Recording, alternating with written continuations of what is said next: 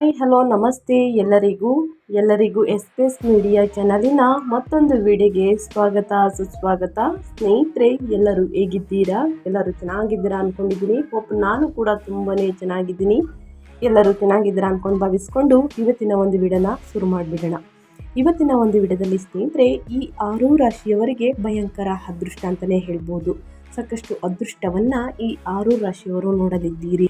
ಈ ಒಂದು ರಾಶಿಯವರು ಸ್ನೇಹಿತರೆ, ಹಣಕಾಸಿನಲ್ಲಿ ಅಭಿವೃದ್ಧಿ, ದುಪ್ಪಟ್ಟು ಲಾಭ, ಹಣದ ಸಮಸ್ಯೆ ಎದುರಾಗುವುದಿಲ್ಲ ಅಂತಲೇ ಹೇಳ್ಬೋದು. ಹಾಗಿದ್ರೆ ಈ 7 ರಾಶಿಯವರ ಬಗ್ಗೆ ಒಟ್ಟಾರೆಯಾಗಿ ತಿಳಿಸ್ಕೊಡ್ತಾ ಹೋಗ್ತೀನಿ.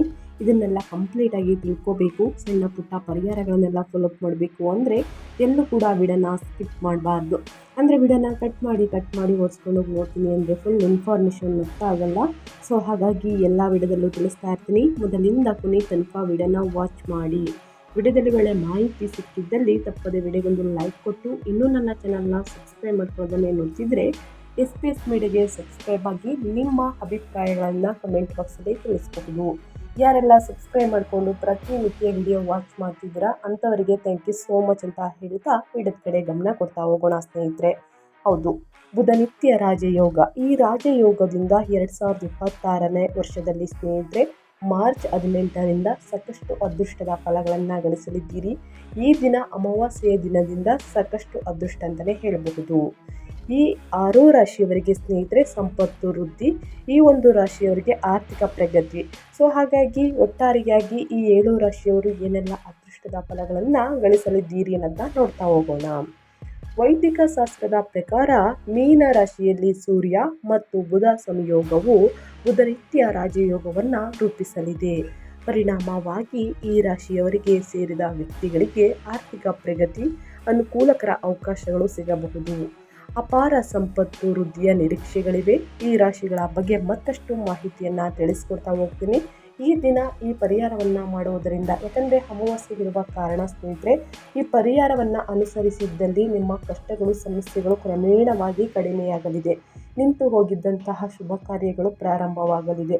ಯಾವುದೇ ಯೋಜನೆಗಳಲ್ಲಿ ಸ್ನೇಹಿತರೆ ಅಪೂರ್ಣಗೊಂಡಿದ್ದರೆ ಅವೆಲ್ಲವೂ ಕೂಡ ಪೂರ್ಣಗೊಳ್ಳಲಿದೆ ಅಂತಲೇ ಹೇಳಬಹುದು. ಹಾಗಿದ್ರೆ ಒಟ್ಟಾರೆಯಾಗಿ ಈ ರಾಜಯೋಗದಿಂದ ಈ 7 ರಾಶಿಯವರು ಏನೆಲ್ಲ ಅದೃಷ್ಟದ ಫಲವನ್ನು ನೋಡಲಿದ್ದೀರಿ ಅನ್ನೋದನ್ನ ತಿಳಿಸ್ಕೊಡ್ತಾ ಹೋಗ್ತೀನಿ. ಕೊನೆ ತನಕ ವಾಚ್ ಮಾಡಿ. ಈ ಅದೃಷ್ಟ ರಾಶಿಗಳಿಗೆ ಒಳ್ಳೆಯ ಮಾಹಿತಿ ಸಿಕ್ಕಿದ್ದಲ್ಲಿ ವಿಡಿಯೋಗೆ ಲೈಕ್ ಮಾಡಿ, ಕಮೆಂಟ್ ಮಾಡಿ, ನಿಮ್ಮ ಅಭಿಪ್ರಾಯವನ್ನು ತಿಳಿಸಿ.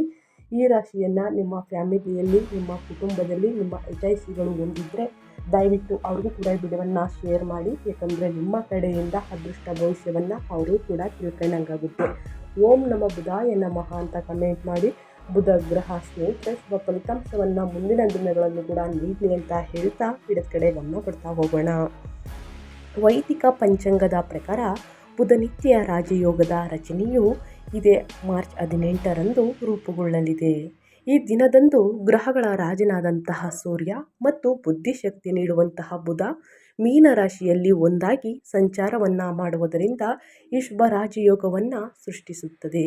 ವೈದಿಕ ಪಂಚಾಂಗದ ಪ್ರಕಾರ ಈ ಗ್ರಹಗಳ ಸಂಯೋಜನೆಯನ್ನು ಹೆಚ್ಚು ಶುಭವೆಂದು ಪರಿಗಣಿಸಲಾಗುತ್ತದೆ. ಇದು ವ್ಯಕ್ತಿಯ ಸಂಪತ್ತು, ವೃತ್ತಿ ಮತ್ತು ಸಾಮಾಜಿಕ ಪ್ರತಿಷ್ಠೆಯಲ್ಲಿ ಪ್ರಗತಿಗೆ ಬಲವಾದ ನಿರೀಕ್ಷೆಗಳನ್ನು ಸೃಷ್ಟಿಸುತ್ತದೆ. ಪರಿಣಾಮವಾಗಿ ಈ ರಾಜಯೋಗದ ಪ್ರಭಾವವು ಎಲ್ಲ 12 ರಾಶಿಗಳ ಜನರ ಮೇಲೆ ಪ್ರಭಾವ ಬೀರುತ್ತದೆ. ಆದರೆ ಈ ಅವಧಿಯು ವಿಶೇಷವಾಗಿ ಈ 7 ರಾಶಿಗೆ ಸೇರಿದ ಜನರ ವ್ಯಕ್ತಿಗಳಿಗೆ ತುಂಬ ಶುಭ ಫಲಗಳನ್ನು ತರಲಿದೆ ಅಂತಲೇ ಹೇಳಬಹುದು. ಈ ಸಮಯದಲ್ಲಿ ಇವರ ಸ್ಥಾನ ಮಾನ ಮತ್ತು ಪ್ರತಿಷ್ಠೆಯಲ್ಲಿ ಉನ್ನತಿಯೊಂದಿಗೆ ವೃತ್ತಿ ಜೀವನದ ಪ್ರಗತಿಯನ್ನು ಅನುಭವಿಸಬಹುದು. ಆ ಲಕ್ಕಿ ರಾಶಿಗಳ ಬಗ್ಗೆ ಮತ್ತಷ್ಟು ತಿಳಿಸ್ಕೊಡ್ತಾ ಹೋಗ್ತೀನಿ, ಬನ್ನಿ. ಹೌದು, ಮೊದಲನೇದಾಗಿ ಬುಧನಿತ್ಯ ರಾಜಯೋಗದ ಮಹತ್ವವನ್ನು ತಿಳಿಸ್ಕೊಡ್ತೀನಿ.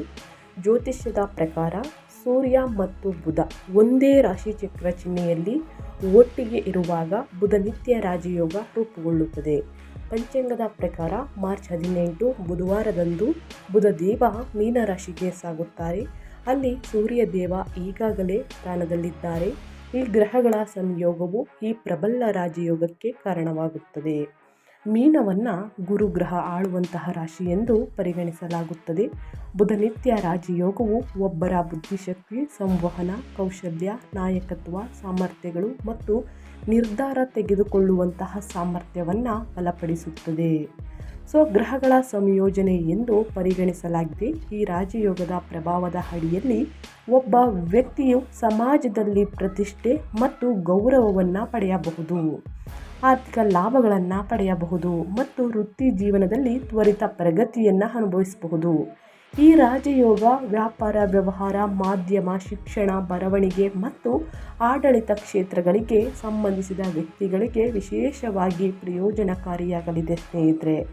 ಒಟ್ಟಾರೆಯಾಗಿ ಹೇಳಬೇಕು ಅಂತಂದರೆ ಬುಧ ಗ್ರಹ ಸೂರ್ಯನ ಸಂಚಾರ ಸಾಕಷ್ಟು ಅದೃಷ್ಟದ ಫಲಗಳನ್ನು ನಿಮಗೆ ಹೊತ್ತು ತರಲಿದೆ ಅಂತಲೇ ಹೇಳಬಹುದು.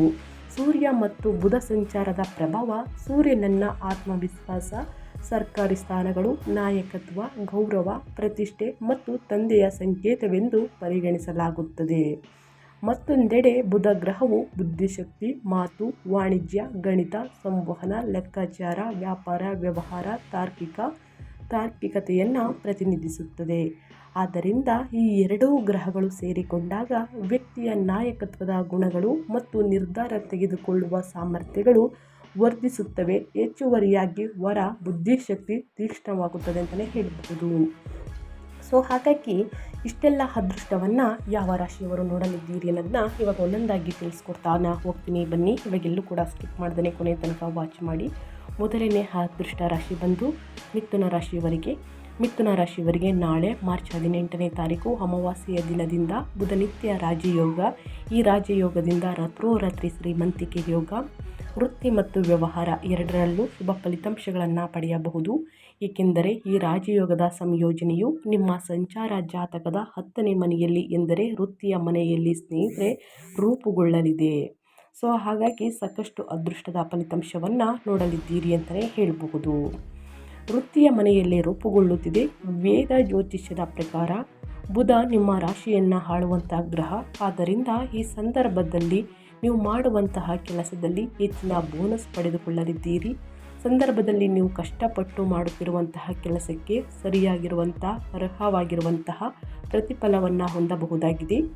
ಜೀವನದಲ್ಲಿ ಇರುವಂತಹ ಎಲ್ಲ ಚಿಂತೆ ಹಾಗೂ ಸಮಸ್ಯೆಗಳು ದೂರವಾಗಲಿದ್ದು ಸಂತೋಷವ ಆಗಮನವಾಗಲಿದೆ. ನೀವು ಮಾಡುವಂತಹ ಕೆಲಸದಲ್ಲೂ ಕೂಡ ನಿಮಗೆ ನೆಮ್ಮದಿ ದೊರಕಲಿದೆ.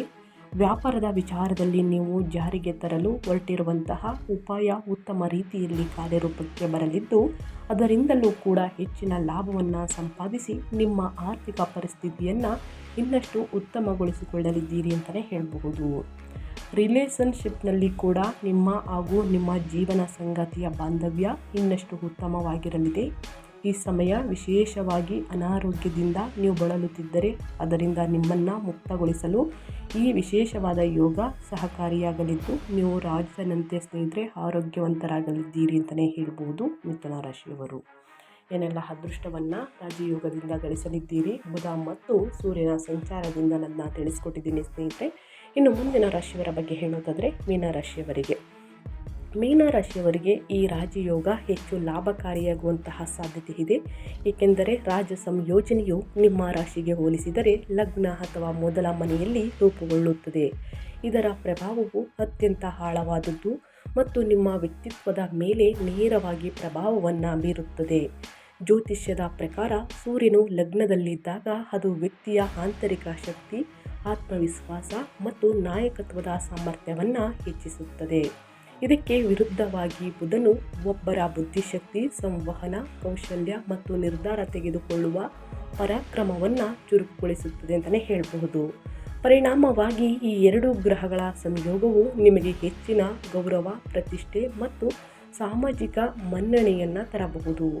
ಇದಲ್ಲದೆ ನಿಮ್ಮ ಕೆಲಸದ ಸ್ಥಳದಲ್ಲಿ ನೀವು ವಿಶಿಷ್ಟ ಮತ್ತು ಶಾಶ್ವತವಾದ ಪ್ರಭಾವವನ್ನು ಬೀರಲು ಸಾಧ್ಯವಾಗುತ್ತದೆ. ವಿವಾಹಿತ ವ್ಯಕ್ತಿಗಳಿಗೆ ಈ ಅವಧಿಯು ಸಾಮರಸ್ಯ ಮತ್ತು ಸಂತೋಷಮಯವಾದ ವೈವಾಹಿಕ ಜೀವನವನ್ನು ನೀಡುತ್ತದೆ. ಅವಿವಾಹಿತರು ವಿವಾಹ ಪ್ರಸ್ತಾಪಗಳನ್ನು ಪಡೆಯಬಹುದು. ಸಂತಾನ ಬಗ್ಗೆ ಕೂಡ ಇದೆ. ಹೆಚ್ಚುವರಿಯಾಗಿ ಪಾಲುದಾರಿಕೆಯಲ್ಲಿ ಕೈಗೊಂಡ ವ್ಯಾಪಾರ ಉದ್ಯಮಗಳು ಲಾಭದಾಯಕ ಫಲಿತಾಂಶಗಳನ್ನು ನೀಡಬಹುದಾಗಿದೆ ಅಂತಲೇ ಹೇಳ್ಬೋದು ಮೀನರಾಶಿಯವರಿಗೆ. ಹಾಗಾಗಿ ಬುಧನಿತ್ಯ ರಾಜಯೋಗದಿಂದ ಏನೆಲ್ಲ ಅದೃಷ್ಟದ ಫಲಗಳನ್ನು ಗಳಿಸಲಿದ್ದೀರಿ ಅನ್ನೋದನ್ನ ಒಟ್ಟಾರೆಯಾಗಿ ತಿಳಿಸ್ಕೊಟ್ಟಾಯಿತು. ಇನ್ನು ಮುಂದಿನ ರಾಶಿಯವರ ಬಗ್ಗೆ ಹೇಳೋದಾದರೆ ವೃಷಭ ರಾಶಿಯವರು ಏನೆಲ್ಲ ಅದೃಷ್ಟದ ಫಲಗಳನ್ನು ಗಳಿಸಲಿದ್ದೀರಿ ಅನ್ನೋದನ್ನ ನೋಡ್ತಾ ಹೋಗೋಣ. ವೃಷಭ ರಾಶಿಯವರಿಗೆ ಬುಧನಿತ್ಯ ರಾಜಯೋಗವು ಜೀವನದಲ್ಲಿ ಹೆಚ್ಚು ಸಕಾರಾತ್ಮಕ ಬದಲಾವಣೆ ತರಬಹುದು. ಏಕೆಂದರೆ ಈ ಯೋಗವು ವೃಷಭ ರಾಶಿಗೆ ಹೋಲಿಸಿದರೆ ಲಾಭದ ಮನೆಯಲ್ಲಿ ಎಂದರೆ 11ನೇ ಮನೆಯಲ್ಲಿ ರೂಪುಗೊಳ್ಳುತ್ತಿದೆ. ಪರಿಣಾಮವಾಗಿ ಈ ಅವಧಿಯಲ್ಲಿ ನಿಮ್ಮ ವ್ಯವಹಾರದಲ್ಲಿ ಲಾಭವನ್ನು ನೋಡಬಹುದು. ಇದಲ್ಲದೆ ವ್ಯಾಪಾರದ ಕ್ಷೇತ್ರದಲ್ಲೂ ಕೂಡ ಲಾಭ ಯಾವುದೇ ಅಡೆತಡೆ ಇಲ್ಲದೆ ನಿಮ್ಮ ಜೇಬು ಸೇರಲಿದೆ ಅಂತಲೇ ಹೇಳಬಹುದು. ಹೊಸ ಆದಾಯದ ಮೂಲಗಳು ಸಹ ಹೊರಹೊಮ್ಮಬಹುದು. ವ್ಯಾಪಾರದಲ್ಲಿ ನೀವು ಮಾಡುವಂತಹ ಪ್ಲಾನಿಂಗ್ಗಳು ನಿಮಗೆ ಹೆಚ್ಚಿನ ಲಾಭವನ್ನು ತರಲಿದೆ. ಈ ಸಂದರ್ಭದಲ್ಲಿ ನಿಮ್ಮ ಪಾರ್ಟ್ನರ್ ಜೊತೆಗೆ ಬಾಂಧವ್ಯ ಇನ್ನಷ್ಟು ಉತ್ತಮವಾಗಲಿದ್ದು ದಾಂಪತ್ಯ ಜೀವನ ಮತ್ತು ನಿಮ್ಮ ಲವ್ ಲೈಫ್ ಕೂಡ ಉತ್ತಮವಾಗಿ ಸಾಗಲಿದೆ. ಸ್ನೇಹಿತರೆ, ಆರೋಗ್ಯದ ಬಗ್ಗೆ ಕೂಡ ಯಾವುದೇ ಚಿಂತೆ ಮಾಡಬೇಕಾದ ಅಗತ್ಯವಿಲ್ಲ ಅಂತಲೇ ಹೇಳ್ತಾ ಇದ್ದೀನಿ ಈ ರಾಶಿಯವರಿಗೆ, ವೃಷಭ ರಾಶಿಯವರಿಗೆ.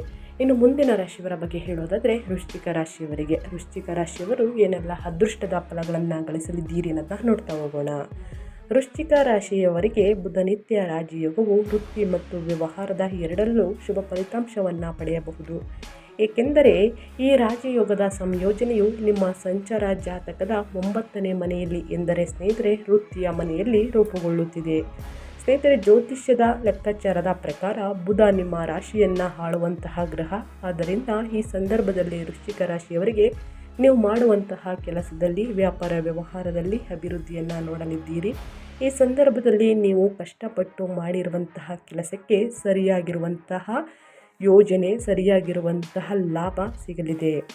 ಈ ಪ್ರತಿಫಲವನ್ನು ಹೊಂದಬಹುದಾಗಿದೆ ಅಂತಲೇ ಹೇಳಬಹುದು. ಜೀವನದಲ್ಲಿ ಇರುವಂತಹ ಎಲ್ಲ ಚಿಂತೆ ಹಾಗೂ ಸಮಸ್ಯೆಗಳು ದೂರವಾಗಲಿದ್ದು ಸಂತೋಷ, ನೆಮ್ಮದಿ ಆಗಮನವಾಗಲಿದೆ. ನೀವು ಮಾಡುವಂತಹ ಕೆಲಸದಲ್ಲೂ ಕೂಡ ನಿಮಗೆ ನೆಮ್ಮದಿ ದೊರಕಲಿದೆ ಅಂತಲೇ ಹೇಳಬಹುದು. ವ್ಯಾಪಾರದ ವಿಚಾರದಲ್ಲಿ ನೀವು ಜಾರಿಗೆ ತರಲು ಹೊರಟಿರುವಂತಹ ಉಪಾಯ ಉತ್ತಮ ರೀತಿಯಲ್ಲಿ ಕಾರ್ಯರೂಪಕ್ಕೆ ಬರಲಿದ್ದು ಅದರಿಂದಲೂ ಕೂಡ ನೀವು ಹೆಚ್ಚಿನ ಲಾಭವನ್ನು ಸಂಪಾದಿಸಲು, ನಿಮ್ಮ ಆರ್ಥಿಕ ಪರಿಸ್ಥಿತಿಯನ್ನು ಇನ್ನಷ್ಟು ಉತ್ತಮಗೊಳಿಸಲು ಅದೃಷ್ಟ ಪಡೆದುಕೊಳ್ಳಲಿದ್ದೀರಿ ಅಂತಲೇ ಹೇಳಬಹುದು. ಇನ್ನು ಮುಂದಿನ ರಾಶಿಯವರ ಬಗ್ಗೆ ಹೇಳೋದಾದರೆ ಸ್ನೇಹಿತರೆ, ತುಲಾರಾಶಿಯವರಿಗೆ. ತುಲಾರಾಶಿಯವರು ಏನೆಲ್ಲ ಅದೃಷ್ಟದ ಫಲಗಳನ್ನು ನೋಡಲಿದ್ದೀರಿ ಅನ್ನೋದನ್ನ ನೋಡ್ತಾ ಹೋಗೋಣ. ತುಲಾರಾಶಿಗೆ ಸೇರಿದ ಜನರಿಗೆ ಬುಧನಿತ್ಯ ರಾಜಯೋಗದಿಂದ ಸೂರ್ಯ ಮತ್ತು ಬುಧನ ಸಂಚಾರದಿಂದ ಲಾಭ ದೊರಕುವಂತಹ ಸಾಧ್ಯತೆ ಹೆಚ್ಚಾಗಿರಲಿದೆ. ಈ ರಾಶಿಗೆ ಸೇರಿದ ಜನರ ಆಸೆ ಆಕಾಂಕ್ಷೆಗಳೆಲ್ಲವೂ ಈ ಅವಧಿಯಲ್ಲಿ ಯಶಸ್ವಿಯಾಗಿ ಪೂರ್ಣಗೊಳ್ಳುವ ಸಾಧ್ಯತೆ ಇದೆ. ಹಾಗೆ ತುಲಾರಾಶಿಗೆ ಸೇರಿದ ಜನರು ಬುಧನಿತ್ಯ ರಾಜಯೋಗದಿಂದ ಸಮಯಕ್ಕೆ ಸರಿಯಾಗಿ ನಿಮ್ಮ ಗುರಿಯನ್ನು ತಲುಪಲ್ಲಿ ಯಶಸ್ವಿಯಾಗಿ ಗಳಿಸಲಿದ್ದೀರಿ. ಸ್ನೇಹಿತರೆ, ಈ ಸಂದರ್ಭದಲ್ಲಿ ತುಲಾರಾಶಿಗೆ ಸೇರಿದ ಜನರ ಭೌತಿಕ ಸುಖ ಸಮೃದ್ಧಿಯು ಸಾಕಷ್ಟು ವೃದ್ಧಿಯಾಗುವಂತಹ ಯೋಗ ನಿರ್ಮಾಣಗೊಳ್ಳುವುದು. ಜೊತೆಗೆ ಈ ಅವಧಿಯಲ್ಲಿ ತುಲಾರಾಶಿಗೆ ಸೇರಿದ ಜನರು, ಕೆಲಸವನ್ನು ಮಾಡುವ ಜನರು ತಮ್ಮ ಆದಾಯದಲ್ಲಿ ಸಾಕಷ್ಟು ಹೆಚ್ಚಳವನ್ನು ಸಹ ಹೊಂದುವುದರೊಂದಿಗೆ ನೀವು ಆರ್ಥಿಕ ಸಮಸ್ಯೆಗಳಿಂದ ಈ ಸಂದರ್ಭದಲ್ಲಿ ಸಾಧ್ಯತೆಯೂ ಕೂಡ ಹೆಚ್ಚಾಗಿರುವುದು. ಸ್ನೇಹಿತರೆ, ಇನ್ನು ಮುಂದಿನ ರಾಶಿಯವರ ಬಗ್ಗೆ ಹೇಳೋದಾದರೆ ಮಕರ ರಾಶಿಯವರಿಗೆ. ಮಕರ ರಾಶಿಗೆ ಸೇರಿದ ಜನರಿಗೆ ಶುಕ್ರ ಬಲ, ಸೂರ್ಯ ಮತ್ತು ಬುಧ ನಿತ್ಯ ರಾಜಯೋಗದಿಂದ ಸ್ನೇಹಿತರೆ ಬುಧ ಮತ್ತು ಸೂರ್ಯನ ಸಂಚಾರದಿಂದ ಈ ಸಮಯವು ಬಹಳಷ್ಟು ಲಾಭದಾಯಕವಾಗಿರುವುದು. ನಿಮ್ಮ ಸಂಚಾರದ ಪಟ್ಟಿಯ 5ನೇ ಮನೆಯಲ್ಲಿ ರೂಪುಗೊಳ್ಳುವ ಕಾರಣ ಈ ಅವಧಿಯಲ್ಲಿ ಶಿಕ್ಷಣಕ್ಕೆ ಸಂಬಂಧಿಸಿದ ಕ್ಷೇತ್ರದಲ್ಲಿ ಕೆಲಸವನ್ನು ಮಾಡುವಂತಹ ಮಕರ ರಾಶಿಗೆ ಸೇರಿದ ಜನರಿಗೆ ಯಶಸ್ಸು ದೊರಕುವಂತಹ ಯೋಗ ನಿರ್ಮಾಣವಾಗುವುದು. ಈ ಸಂದರ್ಭದಲ್ಲಿ ನಿಮಗೆ ನೀವು ಇಷ್ಟಪಡುವಂತಹ ಕಾಲೇಜಿಗೆ ಪ್ರವೇಶ ದೊರಕುವಂತಹ ಯೋಗವೂ ಕೂಡ ಲಭಿಸಬಹುದು. ಹಾಗೆ ಹೂಡಿಕೆಯನ್ನು ಮಾಡುವುದರಿಂದ ಮಕರ ರಾಶಿಗೆ ಸೇರಿದ ಜನರು ಈ ಅವಧಿಯಲ್ಲಿ ಅಪಾರ ಲಾಭವನ್ನು ಗಳಿಸುವ ಸಂಭವ ಕೂಡ ಇರುವುದು. ಜೊತೆಗೆ ವಿದೇಶಕ್ಕೆ ತೆರಳಿ ಓದಬೇಕೆಂಬ ಕನಸನ್ನು ಕಾಣುತ್ತಿರುವಂತಹ ಈ ರಾಶಿಗೆ ಸೇರಿದ ಜನರ ಕನಸೆಲ್ಲವೂ ನನಸಾಗುವಂತಹ ಯೋಗವು ಈ ಕೂಡ ಸಂದರ್ಭದಲ್ಲಿ ಸ್ನೇಹಿತರೆ ಗಳಿಸಲಿದ್ದೀರಿ, ಲಭಿಸಲಿದ್ದೀರಿ ಅಂತಲೇ ಹೇಳಬಹುದು. ಇನ್ನು ಮುಂದಿನ ರಾಶಿಯವರ ಬಗ್ಗೆ ಹೇಳೋದಾದರೆ ಕುಂಭರಾಶಿಯವರಿಗೆ.